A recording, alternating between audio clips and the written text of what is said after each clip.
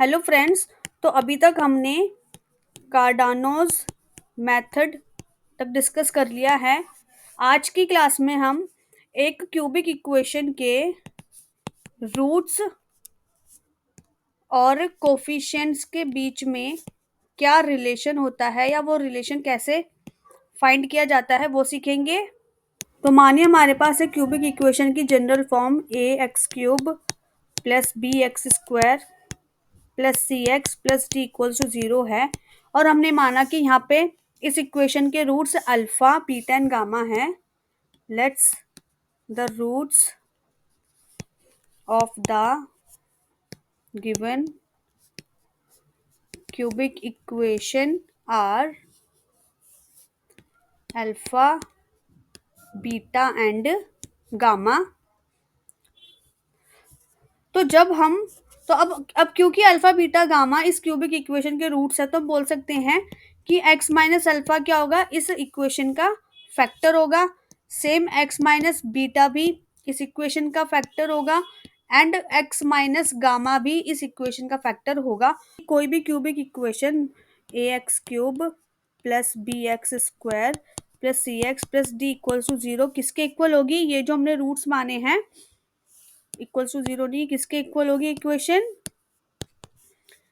A times of x minus alpha into x minus beta into x minus gamma के equal होगी। तो अब हम क्या करेंगे, हम आगे रिलेशन फाइंड करने के लिए इनको इंटू कर लेते हैं आपस में। तो ए को अभी बाहर रहने देते हैं, एक्स माइनस अल्फा और एक्स माइनस बीटा को इंटू करते हैं। यहाँ पर हम x plus a into x plus b equals to x square plus a plus b into x plus a into b वाली आइडेंटिटी यूज कर सकते हैं।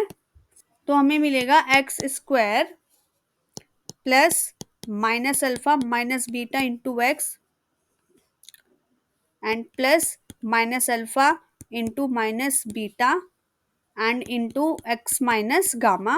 यहाँ पे आगे सॉल्व करेंगे तो a x square plus plus minus minus alpha x minus beta x and minus minus plus alpha into beta and x minus gamma. अब हम इन दोनों टर्म्स को इंटू करेंगे तो हमें मिलेगा a into x square into x हो जाएगा x cube, x square into gamma हो जाएगा minus gamma x square minus alpha x into x हो जाएगा minus alpha x square minus alpha x into gamma हो जाएगा minus minus plus alpha gamma x minus beta x into x होगा minus beta x square and minus beta x into minus gamma x होगा minus minus plus beta gamma x and alpha into beta into x हो जाएगा plus alpha beta x and alpha beta into minus gamma हो जाएगा alpha beta gamma. यहाँ पर हम ये लिख देंगे a x cube plus b x square plus c x plus d, a x cube plus b x square plus c x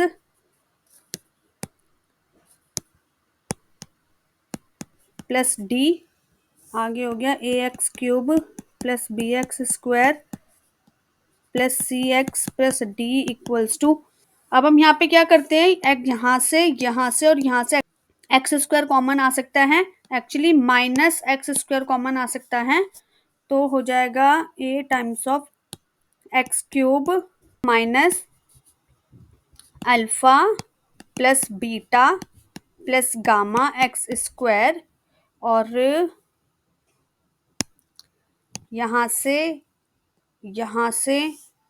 and यहाँ पे x होगा, ये होगा अल्फा बीटा x और यहाँ से x कॉमन आ जाएगा सो प्लस यहाँ पर बच्चा फिर alpha gamma plus beta gamma and plus alpha beta into x. तो alpha beta plus beta gamma plus alpha gamma x और अब ये बचा minus alpha beta x.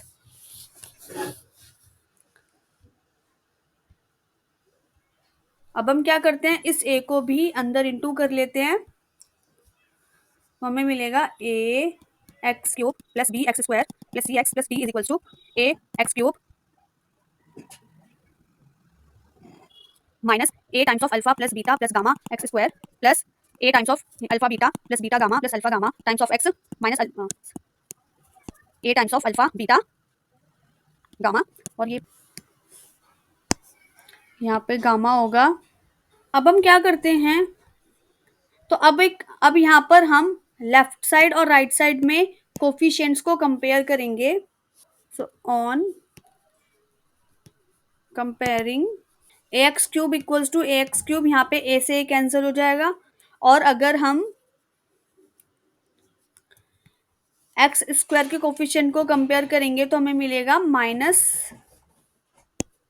Minus times of a into alpha plus beta plus gamma equals to b, और इस minus ए को हम यहाँ राइट साइड ले आते हैं तो हमें मिलेगा alpha plus beta plus gamma equals to minus b upon A.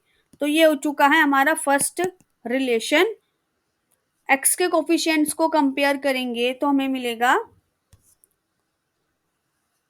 A times of alpha beta plus beta gamma plus gamma alpha equals to c, और ए को राइट साइड ले आते हैं, so alpha beta plus beta gamma plus gamma alpha equals to हो जाएगा c upon a. ये होगा हमारा second relation. And constant terms को कंपेयर करने पर हमें मिलेगा minus a times of alpha beta gamma equals to d, and alpha beta gamma equals to हो जाएगा d minus d upon a. ये हो चुका है हमारा third relation.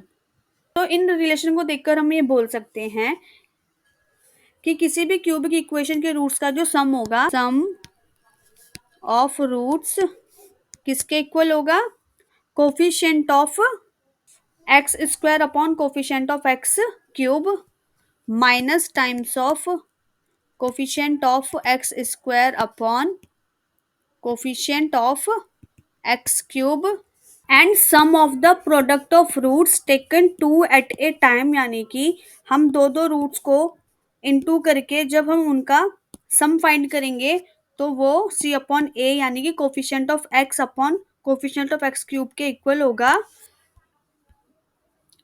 The sum of the products of the roots taken two at a time